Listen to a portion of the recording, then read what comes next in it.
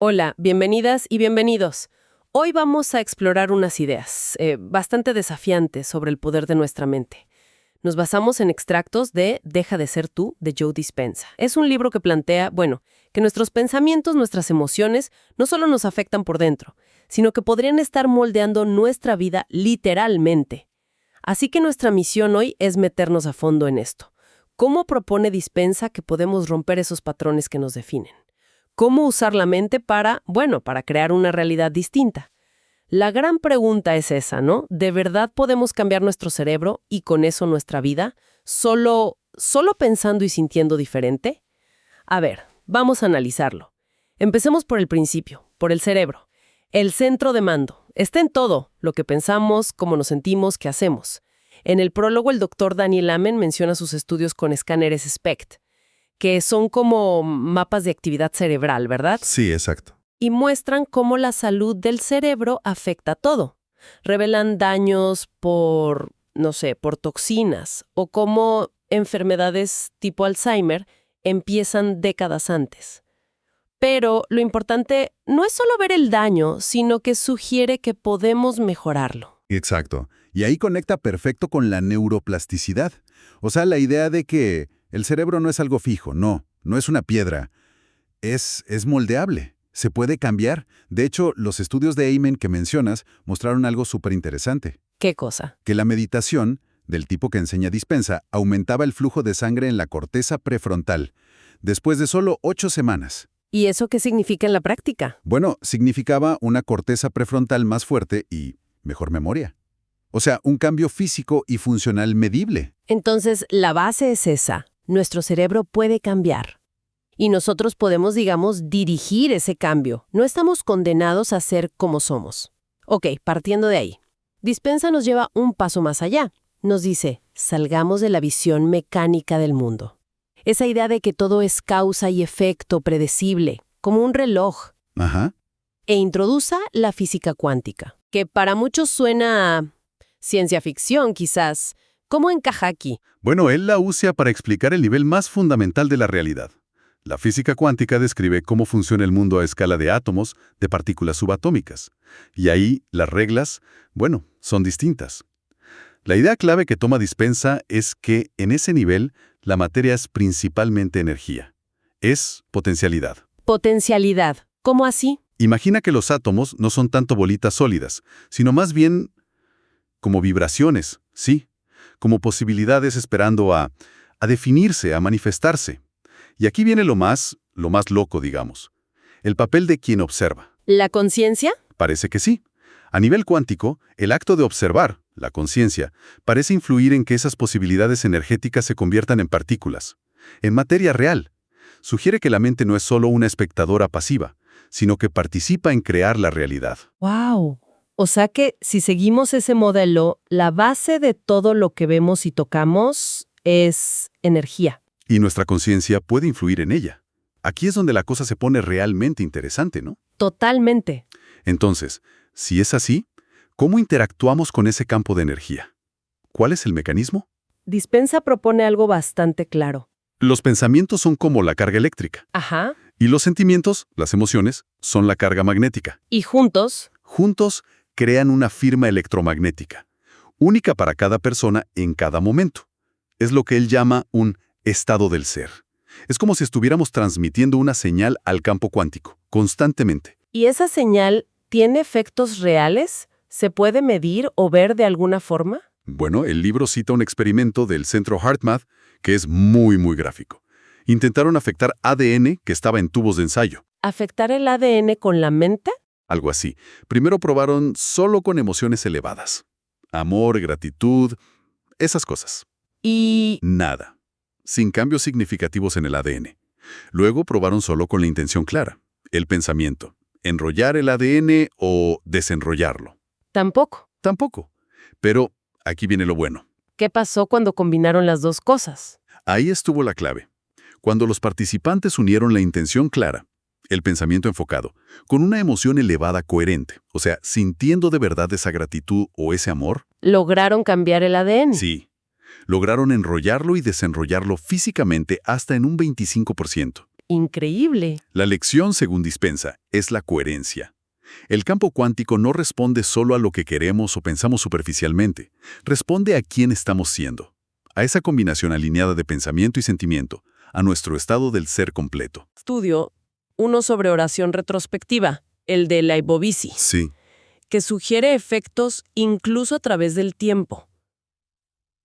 Eso eso desafía todo lo que entendemos normalmente. Sí, son estudios que fuerzan los límites, claro. Y Dispensa los usa para argumentar que la mente tiene un poder que va más allá de las limitaciones de espacio y tiempo que damos por sentadas. Vale, ahora, si tenemos esta capacidad, ¿por qué nos cuesta tanto cambiar? ¿Por qué no estamos todos creando vidas maravillosas a cada rato? Ajá, buena pregunta. Ahí es donde entra el concepto clave del hábito de ser uno mismo. Es que nuestras experiencias pasadas, sobre todo las repetitivas o las muy cargadas emocionalmente, crean como caminos neuronales en el cerebro, redes que se disparan juntas. Como autopistas. Memoriza emociones. Sí, se acostumbra a ciertos cócteles químicos. ¿Y entonces qué pasa? Que vivimos gran parte del día en piloto automático, repitiendo los mismos pensamientos, sintiendo las mismas emociones, haciendo las mismas cosas. Sin darnos cuenta, estamos anclados en el pasado. Y el cuerpo termina mandando. Muchas veces sí. El cuerpo se acostumbra tanto a, digamos, la química de la frustración o la ansiedad, que empieza a enviar señales al cerebro para que genere los pensamientos que producen esa química. ¿Puedes dar un ejemplo concreto de ese ciclo? Claro. Imagina que piensas en un problema económico. Ese pensamiento genera una emoción, preocupación, miedo. Ok. El cuerpo siente esa química y le dice al cerebro, oye, me siento preocupado. El cerebro entonces busca razones para esa sensación y genera más pensamientos de preocupación. No voy a llegar a fin de mes, esto es un desastre. Y se refuerza la emoción. Exacto, es un bucle. Y el cuerpo, que ya está acondicionado a esa química, empieza a dirigir la función del cerebro. Pide su dosis de preocupación. Y Dispensa dice que este ciclo nos lleva a vivir casi siempre en modo supervivencia. ¿Qué quiere decir con eso? Bueno, la respuesta de estrés, lucha o huida, está diseñada para peligros reales, ¿no? Un león que te persigue. Claro. Pero si esa respuesta se vuelve crónica por preocupaciones constantes del pasado, del presente, o incluso anticipando el futuro, entonces toda nuestra energía y atención se van a lo externo. Nos enfocamos en tres cosas, los tres grandes: el cuerpo, protegerlo; el entorno, controlarlo, ver qué poseemos; y el tiempo, cuánto nos queda, la prisa constante. Y nos volvemos materialistas. En el sentido de que nuestra realidad se define solo por lo que podemos ver, tocar, controlar afuera. Nos identificamos totalmente con lo externo. Y eso nos desconecta de ese campo cuántico del que hablabas, ¿no? Del campo de posibilidades. Exactamente, porque toda nuestra energía está secuestrada, digamos, gestionando esas emergencias percibidas. No queda energía para crear, para sanar, para evolucionar. Y nos volvemos adictos a nuestras emociones, incluso a las negativas. Sí, porque son familiares. El cuerpo las reconoce como lo normal. Por eso intentar solo pensar positivo muchas veces no funciona. ¿Por qué? Porque la mente consciente dice una cosa: quiero ser feliz. Pero el cuerpo está programado subconscientemente para sentir otra cosa: ansiedad, culpa, lo que sea. Hay una incoherencia total entre mente y cuerpo. La señal que emitimos es confusa. Entiendo. Esto conecta con otra idea fuerte que presenta Dispensa, la epigenética. La idea de que no somos esclavos de nuestros genes. Correcto, eso es muy liberador. La epigenética es la ciencia que estudia cómo el entorno cambia la expresión de los genes. Ojo, no cambia la secuencia del ADN, sino qué genes se encienden o se apagan. ¿Y el entorno incluye nuestras emociones? Claro, nuestro entorno químico interno. Se calcula que la gran mayoría de las enfermedades hoy día no son puramente genéticas. Menos del 5%, dice él. El resto tiene que ver con estilo de vida, estrés crónico, básicamente con las señales que le enviamos a nuestros genes día tras día.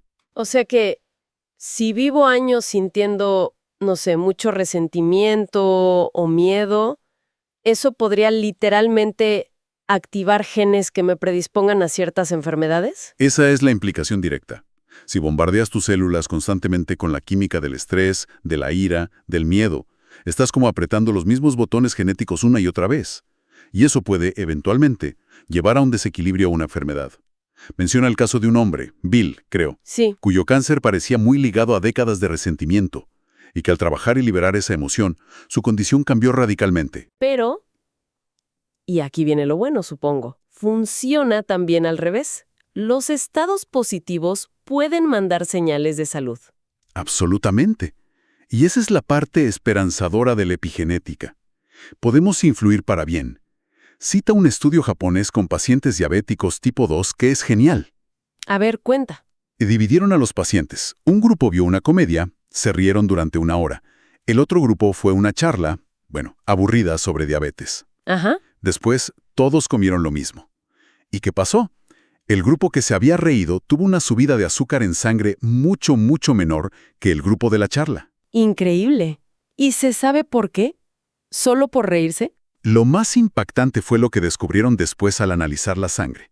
Vieron que la risa había alterado positivamente la expresión de 23 genes distintos. ¡23 genes! Sí, genes relacionados con la regulación del azúcar en sangre. O sea, la emoción elevada de la alegría y la risa estaba enviando señales a los genes para que funcionaran mejor. Demuestra que podemos enviarle señales de salud al cuerpo antes de que la circunstancia externa cambie, simplemente generando la emoción elevada por adelantado. Es como decirle al cuerpo, ya estamos sanos, y el cuerpo responde a nivel genético. Exactamente, cambias la señal interna. Vale, entonces, entendemos el problema. El hábito de ser uno mismo. El vivir en supervivencia. Y entendemos el potencial. La neuroplasticidad, la epigenética, el campo cuántico. ¿Cómo hacemos el cambio en la práctica? ¿Cuál es el método que propone Dispensa? La meditación parece ser la clave. Sí, la meditación es central en su trabajo. Pero ojo, no es solo sentarse a relajarse y ya. Él la enfoca como un proceso muy activo, de conocerse, dice él, citando el significado tibetano de meditar, y de cultivarse, del sánscrito. Conocerse y cultivarse. Claro, conocerse es observar ese yo habitual, esos pensamientos y emociones automáticos, pero sin juzgarlos, como un atleta que ve un video para corregir su técnica. Y cultivarse es como trabajar un jardín. Quitas las malas hierbas, los patrones limitantes, remueves la tierra, rompes las conexiones antiguas y plantas semillas nuevas, intenciones y emociones deseadas. El objetivo entonces es ir más allá de la mente que analiza todo el tiempo, esa mente beta. Exacto. Hay que calmar la mente analítica para poder entrar en el sistema operativo subconsciente. Ahí es donde están grabados los programas automáticos. Son las ondas alfa y teta. Y menciona mucho eso de trascender los 3 grandes. Volverse sin cuerpo, sin espacio, sin tiempo. Suena abstracto. Suena abstracto, pero es práctico.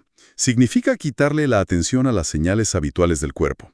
El dolorcito, la picazón, la tensión. Quitarle la atención al entorno, los problemas, la lista de tareas. Y quitarle la atención al tiempo. Ni pasado, ni futuro. Solo presente. ¿Y qué pasa cuando logras eso? Cuando te vuelves nadie. En ningún lugar, en ningún tiempo. Pues que te desconectas de tu realidad conocida, de tu identidad basada en lo externo, y te abres a conectar con el campo cuántico, con la pura conciencia. En ese estado, el cerebro empieza a funcionar de forma más coherente, más ordenada. Las diferentes partes trabajan juntas, en sincronía. ¿Y un cerebro coherente qué puede hacer? Un cerebro coherente, dice Dispensa, está conectado a esa inteligencia universal del campo cuántico. Es capaz de recibir información nueva, de crear de formas inesperadas. Cuenta el caso de un hombre que tenía unas verrugas por años y desaparecieron de la noche a la mañana después de una meditación donde sintió esa conexión, esa coherencia total, como si esa inteligencia superior hubiera restaurado el orden. Y ahí volvemos a la fórmula de la creación consciente, ¿no? Justo. Convidar una intención clara, el qué quieres crear, muy específico, con una emoción elevada, el cómo te sentirías si ya fuera real. Sentir la gratitud, la alegría, el amor, antes de que suceda. Por adelantado. Precisamente. No es desear algo desde la sensación de que te falta. Es cambiar tu estado del ser ahora para que coincida energéticamente con esa realidad futura que quieres. La clave es sentir que ya eres esa persona que tiene, hace o es eso que deseas. cambiar quién eres a nivel energético. Los ejemplos que da en el libro son muy ilustrativos, como el de su hija que quería ir a Italia. Sí, ese es un gran ejemplo. Ella no se puso a buscar vuelos baratos ni nada de eso al principio. Se dedicó, en sus meditaciones diarias, a sentir las emociones de ya haber estado en Italia, a vivir esa experiencia en su mente y en su cuerpo como si fuera real. Alegría, asombro, gratitud. Y funcionó. Semanas después, de forma totalmente inesperada, le ofrecieron un viaje a Italia con todos los gastos pagos, creo.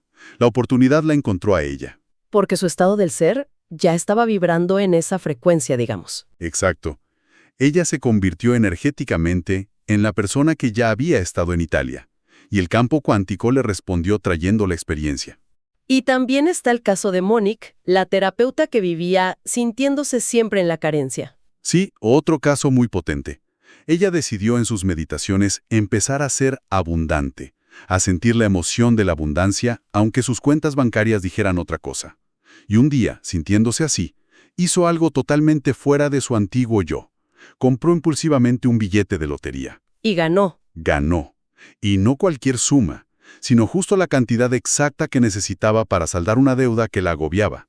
Impresionante. Cambió su personalidad, su estado del ser, y eso se manifestó afuera. Exacto. El cambio siempre empieza adentro. Primero eres diferente, y luego la realidad se ajusta. El libro, claro, detalla un proceso de meditación más estructurado, con pasos concretos para ayudar en este cambio. No es solo siéntate y siente. Cierto, cierto. Hay pasos. Describe una inducción para calmar mente y cuerpo.